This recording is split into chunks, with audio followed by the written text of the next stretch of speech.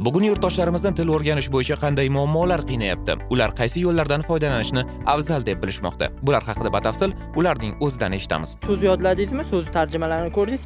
Ketidan yana o'sha so'zlarni talaffuzini eshitib yodlagan qulayroq deb o'ylayman. Odam har doim qidirib yuradi, o'ziga yaxshi bo'lgan variantlarni izlab topish kerak. Pul to'laganga yarasha uni oqlash kerak. Agar shunaqa yo'llari bor bo'lsa, albatta o'rgangan bo'lardim. Shunchaki sal murakkabligi uchun qiynalamiz-da. Agar osonroq yo'llari bo'lganda o'rganardik biz ham. Yo'lga mana qatnashganman, rus tilida qatnashganman. Ingliz tilini o'rganmoqchi edim, lekin qiyinlik qilgan, o'rganmaganman. Albatta o'rganardim. Ingliz tili kerak bo'ladi. Hayot davomida baribir o'zim uchun o'qisam kamlik qilmaydi.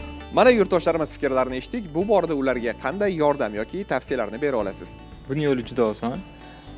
Aynan Tedbook kompaniyasining innovatsion uchida audio kurslar orqali rus tili hamda ingliz tilini atiga 5 oyda o'rganiladi hamda ushbu metodikani Xitoy, Amerika, Gonkong hamda Tayvanda 4.412 mingdan ortiq o'quvchilarimiz, til o'rganuvchilar erkin gapirib ketishgan ushbu metodika orqali 5 yulduzli daraja berilgan.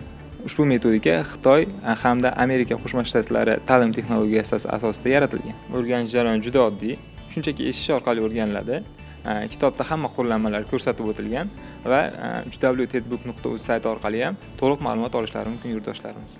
Ma'lumot o'rnida kompaniya 15-sentyabrga qadar innovatsion audio kursni 51% chegirma bilan sotib olish hamda stereo quloqchinga ega bo'lish imkoniyatini bermoqda.